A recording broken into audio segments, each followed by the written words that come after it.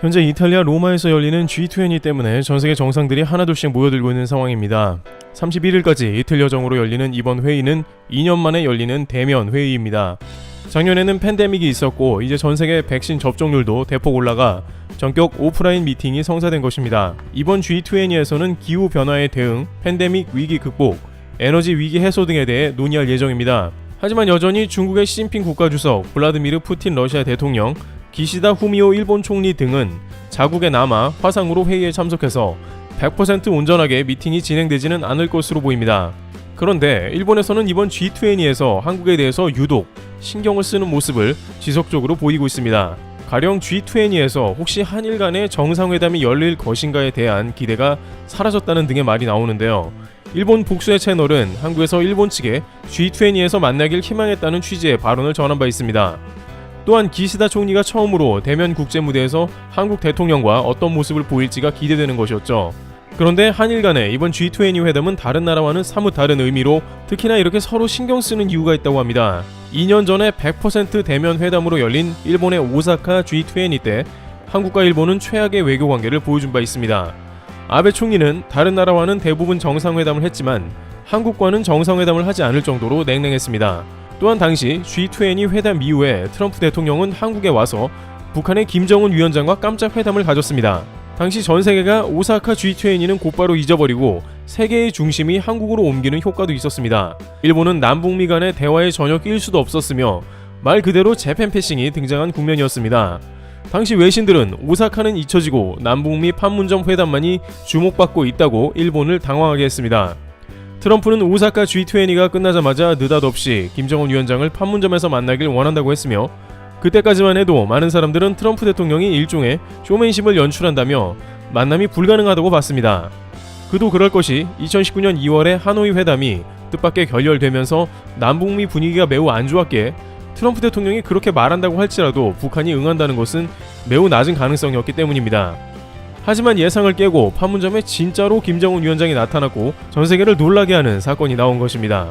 그러다 보니 당연히 오사카 G20는 유명무실해졌으며 일본 외교부에서는 닥쳤던 개 지붕 쳐다보는 꼴이 되어 한국이 전세계에 관심을 받는 모습 때문에 울분을 삼키는 모습이 다방면에서 보이기도 했습니다. 그러나 역시 이러한 상황을 그냥 넘어갈 일본이 아니고 일본은 결국 최악의 결정을 내려버립니다. 일본은 한국을 G20에 초대해 안심하게 해놓고는 곧바로 G20 이후에 뒤통수를 때린 모습이 나왔는데요. 남북미 회담이 진행되기 바로 직전에 전격 한국의 수출 규제를 실행하는 초유의 만행을 저질렀습니다. 당시 한국은 트럼프 대통령 방안과 일본의 수출 규제가 동시에 이뤄져 너무나 정신없는 7월을 시작하게 되었고 남북미 회담 뒤에 본격적인 일본과의 경제 전쟁을 어떻게 풀어나갈 것인가 한참 동안 이슈가 되었습니다. 이처럼 지난 G20는 한국과 일본 사이에 있어서 최악의 기억으로 남아있는 이벤트였던 것입니다. 그런 이유인지 일본 언론들은 일본 총리가 바뀌면서 처음으로 한일 간의 G20에서 만남이 있을지 주목한 걸로 보입니다. 게다가 일본은 이러한 국제 이벤트에는 거의 빠지지 않고 심지어 미국 바이든 대통령까지 오는 자리이기 때문에 일반적인 상황에서는 무조건 참석하게 되어 있습니다. 또한 기시다는 아베 전 총리 때 외무상으로 있었습니다. 당시 기시다는 약 5년간이나 외무상으로 있었기에 총리로서 외교 대비 무대가 더욱 기다려졌을 것입니다. 또한 스가 총리는 G7 외교 무대나 미국 바이든 대통령과의 정상회담에서 매우 어색한 장면을 연출했습니다만 기시다는 외무상 때 익힌 국제 무대에서 익숙해서 스가 총리보다 낫다는 인상을 심어줄 수 있었습니다. 또한 영국 G7 무대에서 한국이 큰 주목을 받으면서 활약한 것을 이번에 내심 뒤집겠다는 의도도 있었습니다. 일부 언론에서는 외교에 능통한 기시다 총리가 G20에서 큰 활약을 펼칠 것으로 기대하기도 했습니다. 그러나 이번에 기시다 총리는 결국 총선 관계로 인해서 전격 불참을 선언할 수밖에 없는 상황이었는데요. 이번 총선 날짜가 G20가 열리는 31일로 겹치고 자민당의 매우 중요한 선거였기 때문에 자리를 지켜야 했습니다. 그런데 다양한 일본 채널에서는 일본 선거도 중요하나 외교 무대에서 뒷구리 당기는 일이 생기지 않나도 우려합니다. 역시나 한국에 대한 걱정으로 최근 국제 무대에서 한국이 유독 눈에 띄는 행보를 보여왔기 때문입니다. 따라서 일본은 미국과 밀착 행보를 보임으로 해서 미국과의 동맹을 과시하면서 한국의 우위를 보여줘야 했던 것입니다. 지난 5월 일본에서는 한미 정상회담을 받고 그에 대해 적지 않은 당혹감을 느낀 것으로 관찰되고 있습니다. 미래 첨단 산업 등 미국이 필요한 산업을 대거 확보한 한국은 미국이 오히려 매달리는 형국까지 나왔으며 한미 정상회담이 성대하고 활기찬 분위기 가운데 진행되는 것을 보고 일본 소외를 느꼈기 때문입니다. 그런데 아직 G20가 시작하기 전날부터 한국의 행보와 미국 행보가 겹치며 불안감을 드러내기 시작합니다. 문재인 대통령은 바티칸 교황청을 방문했으며 그 가운데 프란치스코 교황을 아련하는 시간을 가졌던 것입니다. 일본 언론은 한국의 문 대통령이 교황을 만났다면서 어떤 대화가 오고 갔는지에 대한 보도를 이어갔습니다. 특히 문재인 대통령은 교황과의 만남 가운데 공식적으로 북한 방문을 제안하는 모습이 나왔던 것인데요. 교황의 북한 방문이 임기 말 남북 대화의 돌파구를 마련할 단초가 될 수 있다는 생각에서 내놓은 제안이라고 합니다.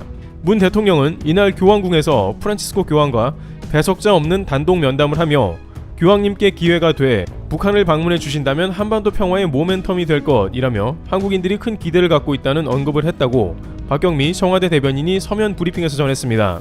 문 대통령은 또 3년 만에 교황님을 다시 뵙게 됐다며 다음에 꼭 한반도에서 뵙게 되기를 바란다고 말했습니다. 이에 프란치스코 교황은 초청장을 보내주면 여러분들을 도와주기 위해 평화를 위해 나는 기꺼이 가겠다며 여러분들은 같은 언어를 쓰는 형제이지 않느냐 기꺼이 가겠다고 답했습니다. 문 대통령은 지난 2018년 교황청 방문 때에도 프란치스코 교황에게 방북을 제안했습니다. 교황은 당시에도 북한의 공식 초청장이 오면 갈 수 있다고 밝혔으나 아직까지는 방북이 성사되지는 않았습니다. 문 대통령은 또 교황에게 폐철조망을 수거해 만든 십자가인 평화의 십자가를 선물하기도 했습니다. DMZ 폐철조망으로 만들어진 십자가를 보면서 교황도 한반도에 대한 생각을 한 번 더 했을 것으로 보입니다. 그런데 일본에서 이러한 것들을 신경 쓰는 것은 바이든 대통령과의 연결고리가 되지 않냐는 것입니다. 바이든 대통령은 미국 대통령으로는 케네디에 이어서 두 번째로 독실한 카톨릭계 신자로 알려져 있습니다. 그런데 이번 G20 일정 전날 한국에서 교황청에 방문하고 그 다음에 곧바로 바이든 대통령이 방문한다는 것입니다. 그래서 혹시 바이든 대통령에게 바티칸에 방문하는 도중에 북한 얘기가 나오지 않냐는 우려도 하는 것이죠. 마치 2년 전 G20 오사카 이후 남북미에 대한 대화의 장이 열렸듯이 이번에도 그런 국면이 나올지 살핀 것입니다. 게다가 한국과 미국이 동시에 바티칸을 방문해서 교황을 아련했다는 동일한 모습이 걸리는 것입니다. 하필이면 문 대통령도 카톨릭 신자로 바이든 대통령과 공통된 이슈로 대화의 문을 열 수 있다는 것으로 일본도 교황청에 방문했어야 한다는 의견도 나오며 마음을 졸이는 상황이 펼쳐지고 있는 것입니다. 바티칸 교황청에 머물다가 시간 가는 줄 몰라서 그 뒤에 프랑스 마크롱 대통령과의 회담도 1시간 늦춰졌습니다. 이런 장면이 나오니 기시다 총리도 교황청에 가서 뭔가 미국과 공감대를 샀어야 하는 게 아니냐는 것입니다. 교황청은 반드시 카톨릭 신자라 방문할 수 있는 게 아니라 이번에 인도 모디 총리도 방문하게 되어 있고 서방사회에서 교황은 여러가지 외교의 상징적인 인물이기도 하니 일본이 또 기회를 놓쳤다는 것입니다. G20 시작부터 다시 한번 한국의 선수를 빼앗겼으며 일본을 밀어낼 것이라는 우려가 나오는 것입니다. 그런데 이러한 상황 가운데 급기야 교황청에서 준비한 깜짝 이벤트가 일본을 크게 놀라게 하고 있습니다. 교황청은 한국의 문재인 대통령 내외를 비롯한 수행원들과 기념 촬영을 하는 시간을 가졌는데요. 교황청에서는 이번 문 대통령이 교황청에 방문하면서 강조한 한반도 통일 평화 프로세스에 관한 인식을 했고 청와대와 사전에 준비를 했는지 모르겠으나 한국의 DMZ 철조망으로 이루어진 십자가 촛불을 놓았습니다. 그런데 그 한반도 지도를 자세하게 살펴보면 우측에 울릉도와 그 옆에 작은 십자가 하나가 더 놓여 있는데요. 이는 독도를 의미하며 바티칸 교황청에서 한국의 독도까지 포함된 한반도 지도를 놓고 함께 기념 촬영을 한 것입니다. 최근 일본이 기시다 내각에 들어서면서 독도를 전격 국제재판소에 제소하겠다는 거센 움직임에 들어갔지만 한국은 이렇게 큰 외교 무대에서 독도 포함의 한국 지도를 공개하며 일본보다 앞선 행보를 보이는 것입니다. 일본 정부는 최근 유튜브 등 전 세계를 향해서 독도는 물론 동해를 일본해로 부르는 대대적 이벤트 중입니다. 일본 정부가 예산을 들여 구글에 광고 중이며 이는 전 세계로 송출하는 등 일본 알리기에 힘쓰는 것입니다. 그런데 정작 그렇게 노력을 했지만 G20 같은 대형 외교 무대에서 빠져버리고 한국이 독도를 알렸으니 일본 정부 입장에서는 기가 차는 것이고 한국 행보가 눈의 가시처럼 느껴지는 상황이 다시 나온 것입니다. 또한 일제히 일본 누리꾼들도 이번에도 독도가 등장했다며 강한 비판을 제기하고 있는 상황입니다. 한 누리꾼은 독도는 국제법상 명백하게 일본의 영토인데 한국이 교황청까지 어수선하게 만들고 있다고 했으며 또 다른 누리꾼은 한국과 미국이 교황청 이벤트로 침묵을 과시하고 있는 모습이 불쾌하다고 했습니다.